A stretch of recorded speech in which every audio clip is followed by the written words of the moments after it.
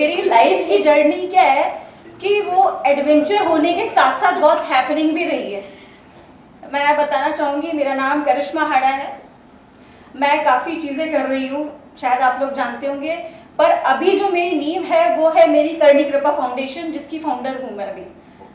और इसके अलावा मैं आपको बताना चाहूँगी कि मेरे लाइफ की शुरुआत होती है, मैं एक राजपूत फैमिली से बिलोंग करती हूँ, जहाँ पे रिस्ट्रिक्शंस ज़्यादा होती है, पर्दा ये नहीं करना वो करना, और ऊपर से फिर अगर आपका family background defence family background रहा हो तो इट्स टू टफ कि हाँ आप कैसे चीज़ों को आगे करोगे, कैसे बढ़ना है। मेरे फादर साहब भी रिटायर्ड पुलिस अधिकारी रहे हैं।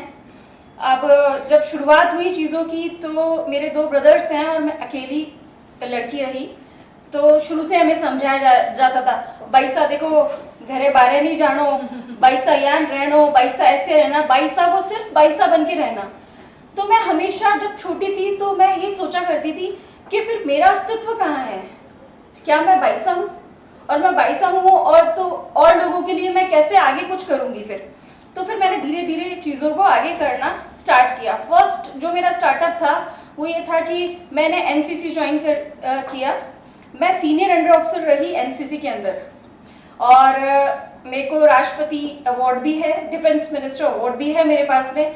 उस समय प्रणब मुखर्जी थे, उनके द्वारा दिया गया मेरे को मेरिट कम सर्टिफिकेट अवार्ड है मेरे पास में, राजपथ परेड की।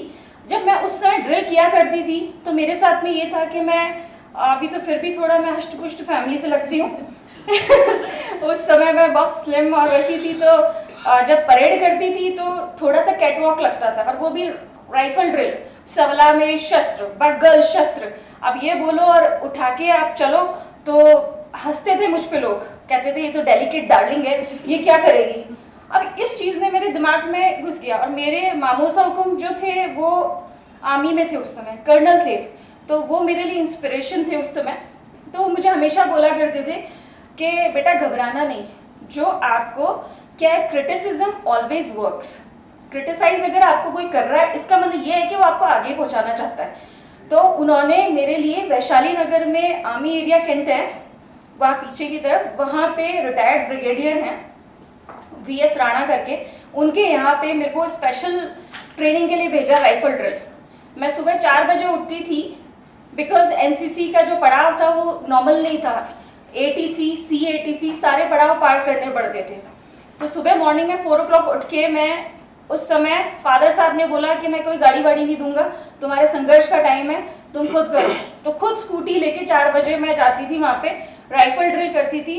और फिर एक लेवल ऐसा आया कि उस परेड को कमांड मैंने किया राजपथ पे, और उसके बाद में सी सर्टिफिकेट A+ ग्रेडिंग के साथ में मैंने सीनियर अंडर ऑफिसर रैंक के साथ में सर्टिफाइड रही मैं।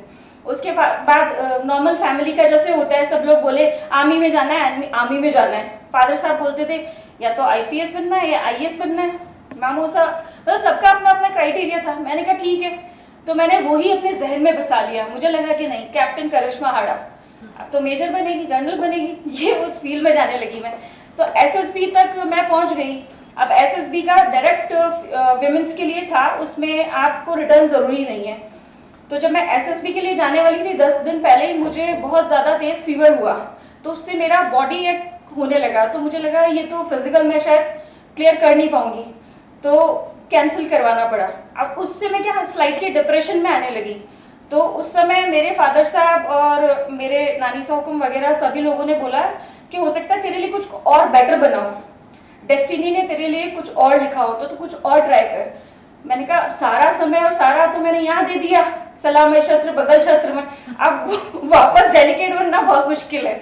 अब मेरी मम्मा हमेशा, उनकी क्या फेवरेट मम्मा की रेखा हीरोइन थी, वो हमेशा मुझ में रेखा ही देखा करती थी वो कहती थी देख मैं बता देती हूँ, तू ना रेखा बनेगी। मैंने अपने फादर साहब से एक कमिटमेंट किया था, वो मैं बीच में आपको स्टोरी में बताना चाहूँगी कि इतिहास में मेरा नाम होगा, या तो हाड़ी रानी हुई है या करिश्मा हाड़ा होगी, या अब इतिहास में नाम पन्नों में आना शुरू हो चुका है। रिसेंटली IAS के एग्जाम्स के अंदर करिश्मा हाड़ा बनी राजस्थान टूरिज्म ऐप की ब्रांड एम्बेसडर का क्वेश्चन अभी ही आया है, तो इतिहास में नाम लिखना शुरू हो चुका है। अभी तो कहते हैं ना कि पिक्चर अभी बाकी है मेरे दोस्त, तो मैंने अपने फादर साहब को उसी समय जब बोला तो ये सब चीज़ें होने लगी। फिर मैंने कैबिन क्रू यानी एयर होस्टेस रही मैं 11 साल, और इंटरनेशनल एयरलाइंस को मैंने अपना पूरी तरीके से सबमिशन दिया। स्पाइस जेट से मेरे करियर की शुरुआत हुई थी। स्पाइस जेट, फिर सिंगापुर एयरलाइंस, फिर Oman international airlines, and last is air Asia Malaysia. मैं कोलालमपुर रही 1.5 साल, पर लास्ट पोस्टिंग मेरी आई बेंगलोर में। फिर फादर साहब और फैमिली ने कहा कि नहीं, आपको ना थोड़ा सा फैमिली को भी टाइम देना चाहिए और आपकी एज हो रही है शादी के लिए। शादी मुझे करनी नहीं थी, क्योंकि मुझे ऐसा लगता था कि शादी कर लूँगी तो जो मेरे सपने हैं वो उनको पंख नहीं मिल पाएंगे, और कुछ भरोसा नहीं है। मैन इज ऑलवेज मैन, वो पता नहीं क्या सोचे, करने दे या ना दे। तो मैंने ये चीज़ सोची, तो फादर साहब ने कहा नहीं आओ तो सही। तो बीच में फिर मैंने काफ़ी जगह जॉब सर्च की थी। हम तो फ्लाइट में मिल चुके हैं जगदीश सर से, हमारा इंट्रोडक्शन ऑलरेडी हो चुका है, तो ये जानते हैं उस संघर्ष के समय में इन्होंने देखा है मुझे। तो उस समय मैं सर्च कर रही थी। उसके बाद में मैं 5 स्टार प्रॉपर्टी की general manager, corporate general manager रही हूँ मैं भी, जिसमें से अनंता एक है। तो वो सब देखा मैंने। वहाँ पे जब मैं रणथंभौर में होटल में थी, वहाँ पे सौरभ भंडारी जी पधारे थे पत्रकार में। तो मैं क्या, मेरी आदत वो एनसीसी वाली रही थी, वेल डिसिप्लिन्ड, और ये सब जो आप निर्भया में मैडम करती हैं, तो वो मैं अपने स्टाफ के साथ करती थी। तो डेली सिक्योरिटी गार्ड्स जो मेरे हुआ करते थे, उनको ठंड के अंदर मैं क्या दौड़ लगाओ, वार्म अप हो जाओ, गेस्ट को पता लगना चाहिए कोई है यहाँ पे। और मैं तो पूरा ट्रैक में मैं खुद दौड़ लगा रही थी। तो वहाँ पे मर्सिडीज और ऑडी आके रुकती है एकदम से, तो वो लोग बोलते हैं कि भाई कौन है मैडम, इनसे मिलवाओ। मैं जनरली ऐसे मिलती नहीं थी किसी से। तो नेक्स्ट मीटिंग हुई, वो लोग मेरे कैबिन में आए, कैबिन में आके और बोले कि ना मैडम हम देखना चाहते थे इस जंगल में शेरनी कौन है अकेली, जो इन भेड़ियों को साथ में लेके घूम रही है। तो मैंने कहा सर ये जंगल में अकेली शेरनी तो सिर्फ करिश्मा हाड़ा ही हो सकती है। तो बोले मैडम हम आपको जॉब ऑफर करते हैं, बिकॉज हमें चाहिए आपके जैसे पैशनेट लोग। तो मेरे अंदर एक ब्लड में ही है हमारे की ईमानदारी है। वो मैंने उनको भी यही कहा, मैंने कहा सर देखिए मैं ऑनेस्टी मेरे ब्लड में है, तो मैं मेरे जो ओनर हैं वो मुझे अपनी डॉटर की तरह रखते हैं, मुझे सब कुछ फैसिलिटी है। तो मैं अभी थोड़ा सा क्या शांतमय जीवन जीना चाहती हूँ, रिमोट एरिया में हूँ, तो मैं यहाँ बहुत इंजॉय कर रही हूँ, अभी कहीं नहीं जाना है मुझे। तो बोले नहीं आपको लगे तो आप बिल्कुल करना। मैंने कहा ठीक है। और किसी कारणवश फिर मेरी मम्मा की तबीयत थोड़ी सी ख़राब रहने लगी, तो फिर मुझे जयपुर आना पड़ा। तो जयपुर आई मैं, जयपुर आके सौरभ भंडारी जी से वापस मिलना हुआ, कुछ समय उनके साथ काम किया। वहाँ काम करते करते दूरदर्शन वालों ने मुझे कैप्चर कर लिया, वहाँ से कुछ टाइम के लिए वो लोग ले गए मुझे। अब मुझे क्या मारवाड़ी बोलना बहुत पसंद, तो मैं वहाँ लीड करते हुए भी मैंने कहा नहीं सर चौपाल तो मैं ही करूँगी। तो बोले क्या क्यों? मैंने कहा क्योंकि मैंने मारवाड़ी बोल को घणो चौको लगे, मैं तो बोलूँ ली अटे बैठ। तो बोले ठीक है चलो मारवाड़ी में आप ही लोग, फिर चौपाल करने लगी। इसके साथ साथ फिर चीज़ें ऐसा हुआ कि लोगों ने मुझे मिलना शुरू किया। लोग बोले कि जब आप इतना जज्बा है आप में, तो आप ब्रांड एम्बेसडरशिप क्यों नहीं लेती हो? तो बेटी बचाओ बेटी पढ़ाओ की पहली ब्रांड एम्बेसडर मैं बनी। वो जैसलमेर की राजमाता, उन्होंने अप्रोच किया मुझे, उन्होंने जैसलमेर से सबसे पहले मुझे रजिस्ट्रेशन करवा के और इसकी ब्रांड एम्बेसडर बनवाया। उसके बाद में कहते हैं अपना समाज जिसके बिना आप आगे नहीं बढ़ सकते। अखिल भारतीय क्षत्रिय महासभा, कई महासभाओं की राष्ट्रीय अध्यक्ष हूँ मैं, ब्रांड एम्बेसडर हूँ अभी। और हमारे सरकारी जो योजना है किसान जागृति योजना, उसकी भी ब्रांड एम्बेसडर मैं हूँ। ये भी राजस्थान की किसान योजना है एक। जब ये सब चीज़ें होने लगी तो बीच में घर वालों ने कहा भैया शादी भी करनी है, तुम्हारे चक्कर में दोनों जो हमारे बच्चे उनकी कैसे होगी? हम तो एक अपनी लेगेसी लेके चल रहे हैं, वही राजपूताना कैसे होगा? मैंने कहा ठीक है तो आप थोड़ा सा वेट करो। इसके बीच में क्या हुआ कि जब मैं एमए कर रही थी साइकोलॉजी के अंदर, एमए साइकोलॉजी करते करते मैंने एक दिन नोटिस बोर्ड पे फ्रैंकफर्ट में जब मैं इंस्टीट्यूट में थी देखा कि मिस राजस्थान कॉन्टेस्ट हो रहा है लिखा। मेरी फ्रेंड्स ने बोला कि करिश्मा तुमको भी जाना चाहिए। मैंने कहा यार मैं चली तो जाऊंगी, पर मेरे फादर साहब ने रैंप वॉक करते हुए देख लिया तो फिर तो सब कैंसिल, बोलेंगे कल ही शादी करो। तो बोले कि नहीं तुम ट्राई करो और हो जाता है तो देख लेंगे। तो मैंने टुक के ट्राई किया, मैंने कहा ट्राई करते। ट्राई करते करते मैं फाइनल राउंड तक पहुंच गई। फाइनल राउंड तक पहुंची। मेरे फादर साहब की उस समय पोस्टिंग थी पाली मारवाड़, वो आए हुए थे वहाँ पे। तो मैंने अपने फादर साहब को बुला के उनको शांति से, मैंने कहा इससे बड़े चाटा वाटा पड़े अपन दूर बैठ के पापा से पूछते हैं। पूछा, उनका पापा ऐसा है कि एक कंपटीशन हो रहा है मिस राजस्थान का, सब एथनिक ही पहनना है और ऐसा है कि उसमें मैंने फाइनल राउंड प्राप्त कर लिया है, तो मैं चाहती हूँ आप और मम्मा और अपने फैमिली वाले जितने भी बड़े बुजुर्ग हैं वो लोग आशीर्वाद देने के लिए मुझे वहाँ पहुँचे। क्या पता लकीली मैं जीत जाऊँ आप लोगों के आशीर्वाद से। तो इन सब चीज़ों में क्या है कि मेरे नानी सा हुक्म ना बहुत बड़ी इंस्पिरेशन रही मेरे लिए। तो वो मैं उनसे पूछती थी, मैं उनको मामा बोलती थी। मैंने कहा मामा मेरा जी अजीब सा हो रहा है, क्या पता मैं जीतूंगी या नहीं जीतूंगी, और नहीं जीती तो फिर पापा बोलेंगे कि तुमने अपना एनर्जी, पढ़ाई का टाइम था तुमने वेस्ट क्यों किया। तो उनका बेटा तुम तो एक ही स्लोगन वहाँ बोलना जिससे तुम्हारी जीत निश्चित है। वो मैं बताना चाहूँगी मैंने क्या बोला। इसी तरीके से पापा हुक्म वगैरह सब विराजे थे, बिरला ऑडिटोरियम में वो प्रोग्राम था। तो मैंने बोला जननी जने तो ऐसो जन के राणा के सूर, जननी जने तो ऐसो जन के राणा के सूर, वरना रीजे बांजड़ी मती गमाजे नूर। तो जब ये मैंने पोशाक पहनी हमारा कल्चर कैरी करते हुए, वहाँ सब जो और आई थी उन्होंने, किसी ने साड़ी पहना था, कुछ और पहना था, पर मैंने वहाँ रिक्वेस्ट किया था कि मैं लास्ट राउंड में पोशाक पहनना चाहूँगी। अगर आप इसमें मुझे अवार्ड देना चाहते हैं तो दे, नहीं तो ये मेरा कल्चर है, मैं अपने रूट्स को नहीं छोड़ूंगी। तो मैंने वो पहन के और जब दिया, और जब लास्ट में मेरा नाम अनाउंस हुआ कि मिस राजस्थान इज नाउ करिश्मा हड़ा, मतलब मैं अब ना तो अपने आंसू को रोक पाई। मुझे लगा मैं अपने पापा मम्मी के पहले पाँव छूऊं या अपने आंसू रोकूं या अवार्ड लेने जाऊं। और कोइंसिडेंस की बात, उसी दिन मैंने एमए टॉप भी किया था साइकोलॉजी में, और वहां पे भी अवार्ड था मेरा।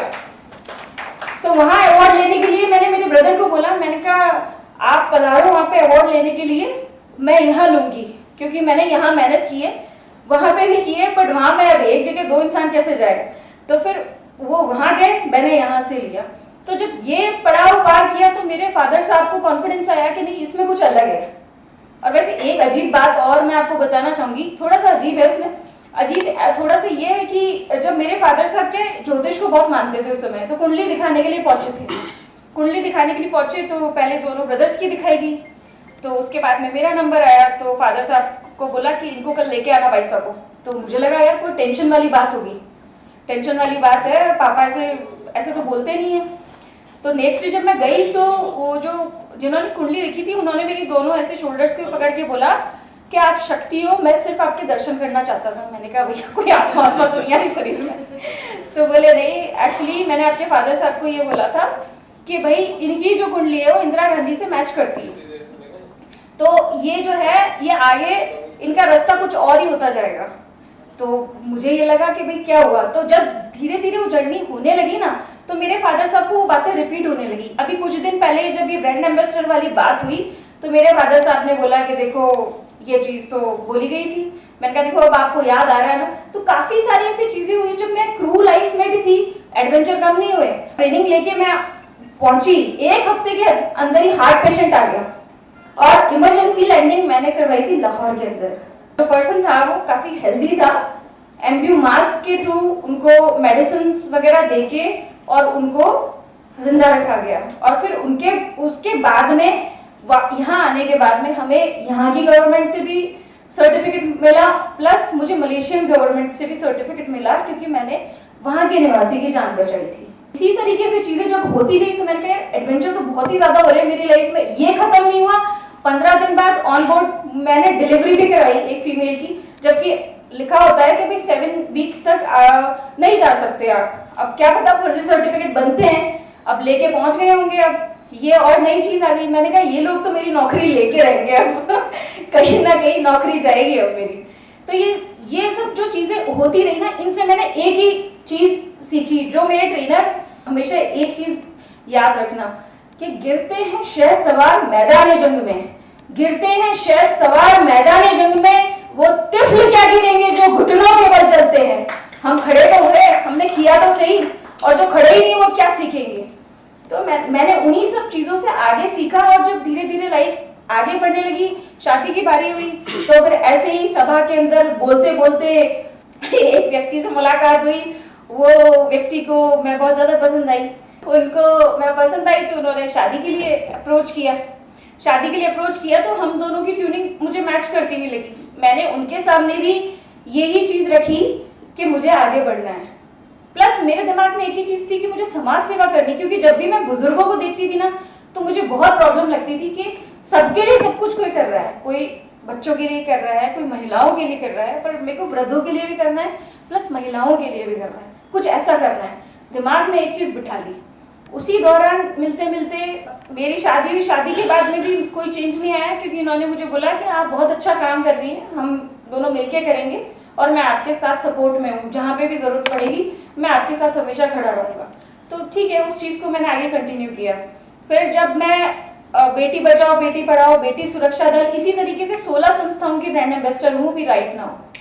और मेरा जो स्केड्यूल है सुबह 5 बजे से स्टार्ट हो जाता है और सोने का मुझे नहीं पता होता कि मैं कब सोऊंगी, क्योंकि अभी कोरोना के टाइम में मेरी फाउंडेशन के थ्रू सिर्फ राजस्थान में नहीं, हर प्रदेश के अंदर वेंटिलेटर, मास्क, भोजन, मतलब जिसका कोई गणना नहीं है, इतने ज़्यादा हम लोगों ने सप्लाई करवाए। और मेरी करनी कृपा फाउंडेशन की टीम सिर्फ जयपुर में ही नहीं, देश के हर कोने कोने में रखी है मैंने, ताकि कहीं पे भी किसी को ज़रूरत हो हमारी टीम वहाँ खड़ी रहे। अच्छा, बीच में मैंने इसी सिलसिले में एक मिशन भी शुरू किया था, मिशन भी कह सकते हैं, या फिर लोगों के साथ सबसे बड़ी प्रॉब्लम ये होती है कि सबसे बड़ा रोग क्या कहेंगे लोग क्या निकल नहीं पाते, सहन कर लेते हैं घर में। महिलाओं के साथ सबसे बड़ी ये प्रॉब्लम होती है कि वो सहन कर जाती है। तो हमने क्या है कि आपकी पुलिस के साथ में एक प्रोग्राम रखा, जिसमें हमने सुनील दत्त साहब के साथ में सिग्नेचर करवाए। और प्रोग्राम ये था फेस टू फेस कन्वर्जेशन। इसमें था कि पुलिस, प्रशासन और आमजन तीनों आमने सामने बैठेंगे, तीनों आमने सामने बैठ के, और जो एक आम जनता की प्रॉब्लम होगी उसका सॉल्यूशन हम निकालेंगे। तो जब हमने शाहपुरा में इवेंट किया, पहले 150 महिलाएं थी, धीरे धीरे करके वहाँ 400 लोग इकट्ठे हो गए। और आप मानेंगे नहीं, वो महिलाएं जो घूंघट के अलावा बात नहीं कर सकती, उन्होंने ऐसे ऐसे क्वेश्चंस वहाँ बैठे बैठे प्रशासन के सामने कर दिए कि प्रशासन को बोलना पड़ा, ऐसी ऐसी चीजों के लिए अप्लाई करने के लिए बोलना पड़ा। और वहीं के वहीं कम से कम हम 20 केस सॉल्व करके ऑन द स्पॉट आए। और वो फेस टू फेस कन्वर्सेशन काफी चला और आज भी चल रहा है। हम इसी चीज को आगे भी बढ़ाते हैं। तो मेरी फाउंडेशन का जो टैग लाइन है वो एक ही है, जो मेरा है कि सेवा ही जीवन का आधार है। मैंने एक ही चीज सीखी, लोग मुझसे पूछते हैं यार आप इतना हवा में जाके नीचे क्यों आए? क्योंकि क्या है कि जो इंसान जड़ों में रहेगा ना, वो हमेशा बच के रहेगा, और जो उड़ेगा वो गिरेगा जरूर। तो इसलिए मुझे गिरना नहीं था। मैं सिर्फ सेवा में ही अपने आप को समर्पित कर चुकी हूँ।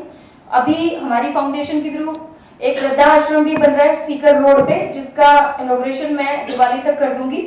एक वृद्धाश्रम यहाँ कर रहे हैं हम लोग, इसके अलावा दूसरी जगह भी हम करने वाले हैं। तो इसी तरीके से धीरे धीरे इसकी चेन में आगे बढ़ाऊंगी। सिचुएशंस तो आपको सिखाएंगी करेगी, पर जो मैंने सीखा है मैं एक ही बात बताऊंगी, प्रॉब्लम्स पे नहीं, आप सॉल्यूशन पे सोचिए। जितना आप सॉल्यूशन पे सोचेंगे ना, प्रॉब्लम अपने आप भाग जाएगी। क्योंकि हम क्या है कि लॉ ऑफ अट्रैक्शन नहीं कर पाते।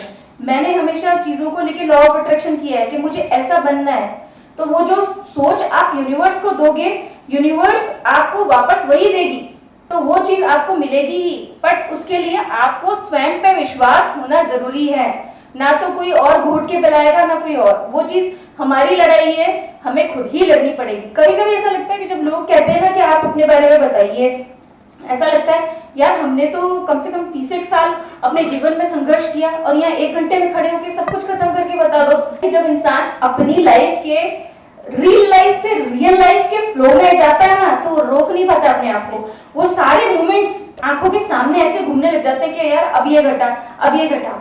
हम लोग बता तो देते हैं, क्योंकि सबका संघर्ष मेरे लिए तो रिस्पेक्टेड है, और मैं उसी रिस्पेक्ट के साथ में अब ज्यादा तो बोलूंगी नहीं। बट हाँ, आप लोग मुझसे जुड़े और मेरे लायक कोई भी सेवा हो, मेरी फाउंडेशन आप सबके लिए हाजिर है। आपको जो भी परेशानी हो प्लीज फरमाइएगा। कोरोना के अंदर जो हमने काम किया है वो आपको वो भी देखने को मिलेगा। मतलब आप ये मानेंगे नहीं, जहाँ बेड्स नहीं मिल पा रहे थे, 400 बेड्स की मैंने व्यवस्था की यहाँ पे बैठ के जालोर पे। लोगों को खाना नहीं मिल रहा था, वहाँ पे जो गेस्ट उनके साथ आए थे पेशेंट के साथ में, वो बेचारे 2-2 दिन से भूखे थे। मेरे पास फोन आ रहा था, मैंने वहाँ फूड प्रोवाइड करवाया यहाँ बैठ के। तो मैं यही चाहती हूँ कि मुझे आप लोगों का सहयोग चाहिए। मेरी एक चीज और होती है, जब भी कोई मुझे बोलता है ना फेसबुक पे, इंस्टा पे, मैं बोलती हूँ आप सब लोगों का साथ, स्नेह, आशीर्वाद ऐसे ही बना रहे। Thank you so much. मुझे झेला तो नहीं ना आपने? Thank you so much.